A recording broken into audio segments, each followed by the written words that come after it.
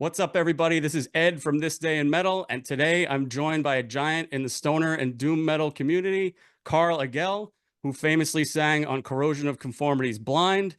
He was also the lead singer in Seizure, Lie Heavy, Leadfoot, and he's done work with Patriarchs in Black. Today, we're here to talk about a band he's joined within maybe the past year, Legions of Doom. Welcome, Karl. How are you, man? I'm good, man. How are you? Good. I'm doing well. I'm doing well. So we're here to talk about Legions of Doom. Can you talk about how you joined the band? I feel like it was you were a recent addition to their lineup. Well, actually, it's a little more than that. Actually, it was just we'll have to back up a little bit. So in 2021, my band Lie Heavy was supposed to open up for that's my band based in North Carolina. Was supposed to open up for The Skull and The Obsessed. And it was August back in 2021. And we were really excited by the fact that was going to be our first show. What a great way to debut our shit with two bands that we hold in the highest esteem. And I'm really, really old friends with Ron, going way back in the day from being in COC and when he was in trouble and hanging out, and just known him forever, brother from another mother. We went to do this show, and The Skull never showed up, and we played with The Obsessed and had a great night. But then we're just like wondering what happened to The Skull, and it came to be that that they contracted COVID, several members, and then obviously Eric didn't survive and passed away in Texas, and it's just absolutely tragic. And being old friends with Ron, I was like, just I was just heartbroken on his behalf. And also, I was a big fan, and still am a big fan of all things Trouble. And I was friends with them back in the day when COC would cross paths, like I mentioned. I've been invited on stage to sing with Eric, sing Helter Skelter by the Beatles, and hang out with the band and jam and just party and have a great time. So I always held them in the highest regard. And long story short, anyways, we thought The Skull was over because Eric had passed away, and I got a message from Ron about 9 months after that, and he said, "Hey, I'm thinking of doing a tribute to Eric, and I want you to sing his parts in The Skull." And I was absolutely floored, blown away, and I'm still honored to be even considered to fill these enormous shoes, these canoe-sized shoes of Eric Wagner, who is just will always be an incredible talent. And anyways, I could go on and on, but I was slightly terrified and accepted and did a show in Chicago, in their hometown, and the fans and the family, everybody reached out and said, "Hey, this is really cool. You're doing it justice. Everybody's happy. You should keep this going." So we did another show, and then they said you should do dates in Europe, and we did that, and it was said, let's keep this going. So I was out there singing the Skull stuff, and then we decided maybe we should figure out a way, since Eric is gone, to how to morph this into something else, and that's what turned into Legions of Doom. So that's when Scott Regers stepped in from St. Vitus, the mighty Scott Regers, legend, and we were given the lyrics, Eric's lyrics, sorry, that from his family gave the notebooks of words he had written and ideas he had for songs, and we were given the great honor of interpreting those. So I sing 4 songs on the new album, and Scott Rigger sings 1, and there's actually a song with Eric singing. I was going to bring that up, yeah, and really any Yeah. discussion, I feel like, of Legions of Doom really has to start with Eric. So I'm glad that you spoke about him and how much he means to you, how much he meant to everyone in that community. Because when you talk about Trouble, that's one of the bands that really started this genre of music, and it's really, I've listened to the album and I think it's awesome. I really dug it. I actually listened to it so much, they sent out the PR sent out the copy, and it locked me out because I couldn't access it anymore. I'm really digging it. I really enjoy it. Awesome. Thank you. The first single is called All Good Things, and those were lyrics that Eric wrote that you sang, and you kind of said that it was kind of a collaboration from beyond the grave. And when you listen to the lyrics of the song, you know, he's saying, "My good friends, you must carry on." And is that kind of the spirit of what you guys are doing with Legions of Doom? Because the It band it itself it consists of so many players yeah, from the Doom scene that I feel like came together in order to celebrate Eric and his legacy in this band. that's absolutely, you nailed it. It's exactly that. It's you know, all good things. We just got to carry on, right? So it's just that's how it hit us, and that there's that just thing kind of from beyond the grave where that he's still here, he's still present. We get you hear his voice through other voices, his lyrics, and it's just kind of an incredible moment. And he's a brilliant writer. And he had this ability to see past himself. He was kind of plugged into eternity somehow. I don't know if that makes sense, but Yeah. it's almost as if he knew he wouldn't be here anymore and Those was. those lyrics, those lyrics stuck out to me. I was preparing for I this know. interview on my way home and I turned that on. I'm like, let me listen to the single again, make sure I got this down. And then I'm like, holy cow, that like that's pretty morbid, but it's also pretty prophetic too. And Yeah, the it's sentiment of it is it's also positive though. it's kind of beautiful in a way too. It's Yes. just he had this grand vision and the transcendence, and that's what makes it special. And I'm just blown away I get to be a part of it. And we have so many great players. Obviously, Ron Holzner is a legend coming out of the Trouble camp, and then start the Skull with Eric and him, and then Lothar Keller is a brilliant guitarist, songwriter, singer. He's mind-blowingly good. And then obviously, we brought in Henry Vasquez as part of it, who is also now in Pentagram and Yeah, St. was with Vitus. Lucifer, and Yeah. he's Blood of the Sun. He's in like 10,000 bands. Kind of like you, right? Yeah, yeah, exactly. Hey, now, yeah, you're right. Hey, I'm And kidding. yeah, it's a pot calling the kettle black, right? So it's great, it's great. And then I was we had some other, I played with a couple different guys, but then I was able to bring in, we were able to bring in Scott Little, who played He played with on you in Leadfoot, right? Leadfoot, King Hitter, Yes. one EP, which is little known, and then also he was involved with the COC Blind reunion stuff that I did with Reed, and he was the guitarist for that. Awesome. So the B-side that you guys released the single, so it was All Good Things, and then the B-side is a cover of Into the Fire by Deep Purple. Now, I Yeah, read in the Blind reissue, there was a kind of like an oral history of Blind, and it said that when you originally saw the ad to sing for COC, the ad was for looking for a combination of Ian Gillan, James Hetfield, and HR from Bad Brains. So, that is correct. so tell the influence. Would you say that those three had an influence on you in any way? I mean, I know with the Deep Purple cover, I know you had done that also with COC, or at least with Reed, I believe, back in the day. No, actually, with Reed and Ron Holzner, when Oh, there yeah, was a yeah, yeah, moment that's where right. Yes. 2009, yeah, Ron came to visit here in North Carolina, and we were exploring the possibility of starting something with Ron and Reed and myself and Scott Little, who's in Legions, and at the time TR, who was also in Leadfoot at one time, or is in Leadfoot and was in Lie Heavy. Anyway, so these are all guys that we just were like, let's jam and let's figure this out. And we recorded a version of that. I've always loved the song. I've always loved Deep Purple. Even back in my hardcore punk days, it was something that I loved, just from the onset, from hearing it when I was like, 5 years old, So Yeah, anyways, it's hard not to like them. no, it's just, they're just iconic, right? They're And it's awesome. kind of zero bullshit, and just everybody's just amazing what they do. And the songs are amazing.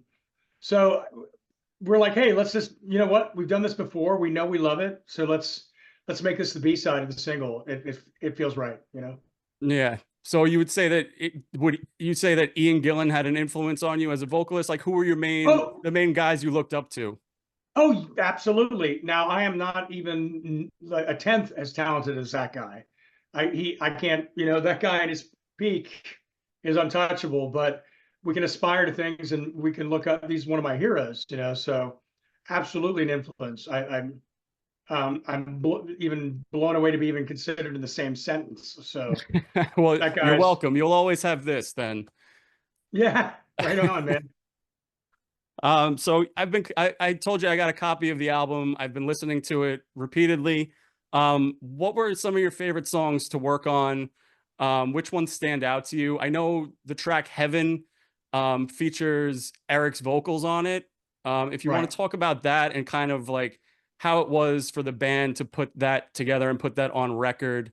Um, Well, it's just utterly haunting, right? These are from demos, obviously when he was still alive, and the fact that they were able to put something together around it and build something around it. Now, I had no part in that. Technically, I was just, a bystander, but I was just blown away that, you could breathe life into this, and that he could still be a part of this from beyond the grave, and his actual voice, not just his words. So I think it's amazing. It's beautiful, and it's haunting, yeah, And it's there you definitely a go. standout. It's definitely a standout to me on the album. The first track I love. I had it stuck in my head for a week. Beyond the Shadow of Doubt Oh, was thanks, man. yeah, it was That's a it's good one. I felt like I kind of, yeah, I felt like some serious reaching back in time and bringing it, for that one, old absolutely school. it comes through for sure. Cool. I should mention that the name of the album is The Skull 3. I don't think I mentioned that yet, but it's The Skull 3 and it's out September 13th through TP Records. You guys are doing some dates in support, one of which Yep. is Desert Fest, actually, here. I'm based in New York, so that's here in New York, and I've actually attended the past 2 years. That event is unbelievable. Oh, are you gonna make it out? I think I'm going to try and make it out for that. You guys are playing the Thursday, right? Yeah, we're opening the thing up. We're doing the pre-party. So yeah, come on down, man. If you can make it, that'd be awesome. Absolutely. The last 2 years they did it at a place that was actually called St. Vitus. I Um, know. and now that place unfortunately closed. It was a great little venue. No, But it's at the it's a sad Meadows, I story. believe now. Um, talk about what you guys have been doing with the set list and what people can look forward to seeing you do at Desert Fest and other dates that you're playing in support of the Skull 3. So what's cool about this band is that we have allowed ourselves to do songs from our own, back catalogs from the different bands we've been in. So legitimately, we're not really doing, it's not like a cover band or a tribute band. I mean, we are paying tribute to great songs, but it's us doing them. So there will be some blind songs, and have been blind songs in the past, but we get to do blind songs. Ron legitimately gets to play trouble songs, and then Scott Riegers gets to pull up the St. Vitus songs from his era of St. Vitus, and it's fucking great. Plus obviously some skull material, and then Yeah. all the new Legions of Doom stuff. So there's legitimacy. We aren't pretenders. These are songs that we wrote. I wrote the lyrics. I wrote the vocal melodies. I have the Yeah. right to sing these songs, and it's really cool to be able to bring those songs out in front of people. My run with the band was very short, 4 years, one album. It is what it is. I'm proud of it, but a lot of people didn't get to see it at the time, and people came to the album after I was out of the band, and that's so cool for me. I'm speaking for myself, that I get to go out and bring these songs from like Blind era songs to people, along with all these other killer songs.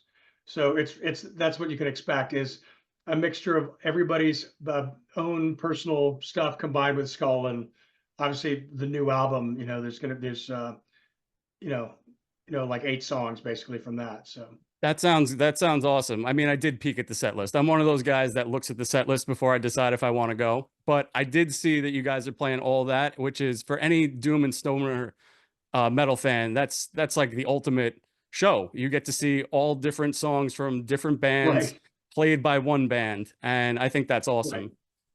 Um, And we're just lucky that people care. So thank you. Absolutely. Speaking of Blind and Trouble, so Yeah, on the back of Blind, I think it's Reed Mullen is in the Trouble t-shirt, yep, right? yep. He And is, man. Yeah, so we've spoken about like what kind of influence Trouble had on you and on that album in particular. I feel like that was a transition album for Corrosion of Conformity. It was kind of there was still that hardcore attitude with the lyrics that you wrote, I feel like, Yeah. but the tones of the Yeah, guitar definitely. changed a bit. They were trending more towards that Southern rock that they became, but they weren't Mhm. completely there yet. It's No. really thrashy, and the lyrics are angry, and they're great. I mean, those songs are awesome, and I would love to see them performed live. Um, Tell me about what it was like writing those songs and that album in general, because I think it's such an exceptional and unique album in that band's discography. Well, you nailed it. You know, the anger and you know, I came out of the same scene that the COC guys came out of, the original guys, you know, and, you know, so the founding members, and, you know, I was part of that pissed off young teenage, fuck the world kind of, you know, hardcore punk scene, for lack of a better description. We were kindred spirits. In fact, I saw them in 1984 on the Eye for Eye tour. Mhm. How many years ago is that? 40 years ago. And then I opened for them 39 years ago with my band Seizure that you With mentioned Seizure, earlier. yeah. We did one show in Enfield, Connecticut. That was awesome. And I was blown away by them. You know, I was like, they are still bringing that angry, that raging punk, insightful, um, direct attack combined with this awesome power that, you know, of heavy, you know, heavy metal, rock, blues, you know, like just this crushing thing. And a lot of it had to do with um, some of us realizing we could actually sing better, we could play better, we could, you know, we were kind of getting better at what we were doing. Like, holy shit, we're just not faking it anymore, you know.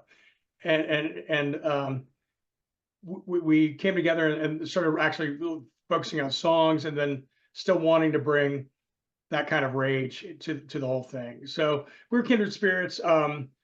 We all, you know, were there, like, obviously loving Black Flag, but also loving Black Sabbath at the same time, and trying to figure out a way that made sense for us. And there were no rules. Like, let's do heavy, but let's bring the rage. And that's kind of what happened. You know, it was just a moment of a lot of experimenting and trial and error, and a lot of mixtures of a lot of stuff. You can hear it. That album's all over the place. Yeah. It's got Slayer and Metallica in it, you know, or you know, maybe old Metallica in it, and then it's Mhm. got, you know, the Flag and the Bad Brains and all of the above. You know, just a weird amalgam, you know, and trying to figure out, and the Deep Purple in it. You know, Phil Swisher, the bassist who had taken over. Mike left actually previous. Yeah, it was Phil Um, Swisher, right? it was Phil Swisher. Yeah, he Yeah. left previously. He left. You know, Mike left. You know, a while before I even joined, so it wasn't like he was pushed out or anything. He was already just had taken off to do other things, and Phil was brought in and playing bass, and he had this real link to the old school heavy stuff like Deep Purple and Sabbath, and you know, and he loved Motorhead, and he loved all that stuff, and he was one of the big influences. I just got to give him credit for bringing that kind of that part of it in.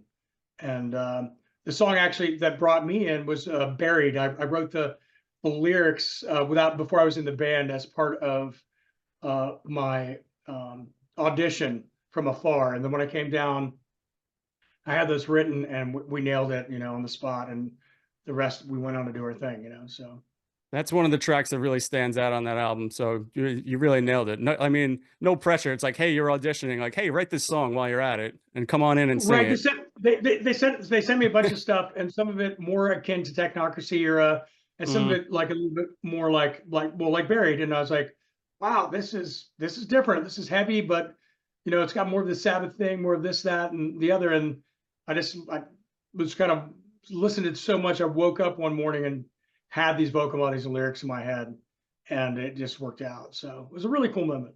That's awesome, man. That tour cycle, you guys toured with Iron Maiden? Yeah, that was one of the tours we did. So it was weird. We played with a lot of different bands, but summer of '92, we went out with Maiden for 6 weeks with Testament in the middle slot, us in the Hmm. opening slot. Maiden were amazing. They gave us full PA. Awesome. They were not threatened by us. They're like, man, play as loud as you want to. We don't give a fuck. So we had to like basically stay sober for 35 minutes. That's the joke, you know, like 35 minutes set. Don't fuck this up. Go up there, open the show, warm up the crowd, and it was awesome. And at the same time, we were like, it was our first arena gig that we had ever done, and no complaints there. And they were super kind to us, and they gave us full PA, like I said.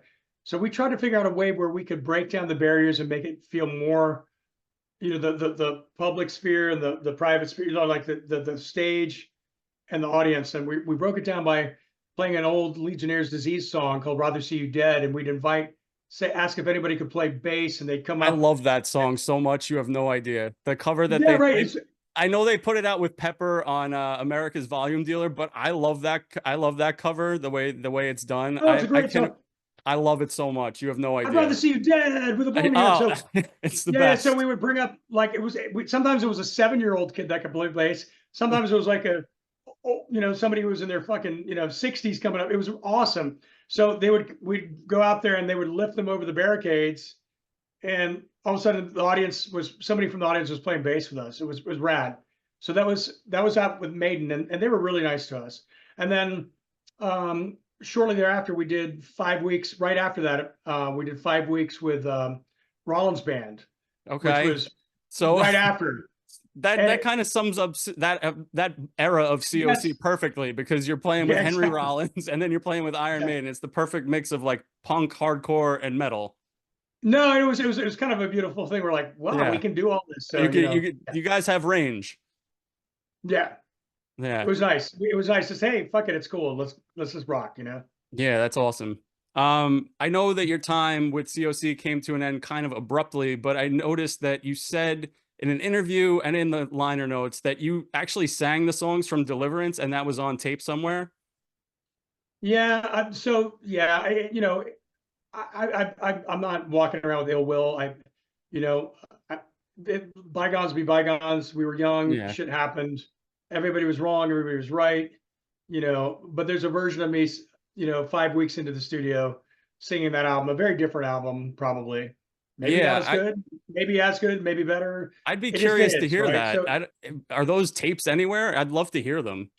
They probably disappeared with Reed when he died. So it's a shame. Cassettes, and I don't know, maybe they're in a shoebox in a storage unit somewhere. I don't know. I would be very, very interested to hear that.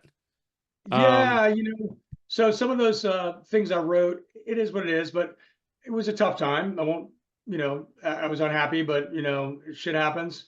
But Leadfoot came from that, and I carried on to do that. And some of those lyrics and vocals carried on to the first Bring It On album, Leadfoot album, Bring It On Roadrunner. Mm-hmm. So and became translated to that. So just a different thing, but that's rock and roll, man. It's totally same old story. How many bands have had weird breakups and sob stories, and yeah, I mean over time I think it's become a little bit better, right? I know you did some PR for Blind's 30th anniversary with Pepper, I believe. Yeah, and look, I haven't talked to him literally since 1993 probably. Mm-hmm. So I'm open to talking to him whenever and however. We were young, shit happened. I know I saw a quote from Reed before he passed that said he would have liked to have done something with that album with you guys, like as like a like a reunion or a commemoration of it. So that would be cool if that was something that happened. My door's open. My door's open. If I'm still around, if I'm still walking above ground, and people reach out and want to do it, I think people might be interested. I think I think a lot of fans would like to see that as well. Yeah. So I'm way past being aggravated or upset. It's just time to move on, and the rising tide lifts all ships, right? We just got to all do better, Absolutely. Where do you see Legions of Doom going beyond this record? I know you said at the beginning that this is just the beginning of something new, right? I know this album was, I think the quote was 80% finished when it was 80% written when everyone got together, and then everyone kind of finished it. Where do you see this band going from here? Will you record original material, or are you guys still feeling it out? No, I think we're definitely going to record original material. So here's the thing: everybody, obviously, you know, the way we all got here is because you have a lot of really talented people, you know, not that sounds pretty like egotistical, but You can you know what I include mean? Like yourself it's in that. no, but there's a lot of like drive and talent and great songwriting, and everybody is sitting on all these great tunes that they've been wanting to bring to the surface. I know Scott Little, that played, you know, Leadfoot Scott Little, who plays in Legions of Doom. Um, he's got a mountain of stuff that he wrote, and some of it, bunch of his stuff that he wrote with Reed Mullen before he passed away. That's really great. And then I know that Ron and Lothar, Henry, you know, everybody's got stuff, you know, in their back pocket. So, and we're also just looking forward to being in the room, in a room together and hashing things out and creating stuff. So I don't think there's going to be any shortage of stuff. There's probably, in some ways, it might already kind of be written just because people have things, but it's going Yeah. to be about the collaboration, like it always is. I mean, What it's we an bring to each incredible other. lineup that you guys have. And Thanks, any man. collaboration between you guys when you're all involved, I can't wait to hear it. I love the new album. The Skull 3, it's out on September 13th through TP Records. Legions of Doom, they're touring in support of it. Go check them out at Desert Fest. I might be doing the same. Please Carl, do. thank you so much for your time. You've been so gracious with your answers and everything, and I wish you nothing Oh but good man. luck in the future. Thank you so Thank you much. so much, man. I really, really appreciate it, man. I look forward to seeing everybody out there. Absolutely. Go see Legions of Doom. All right. Thank you, everybody.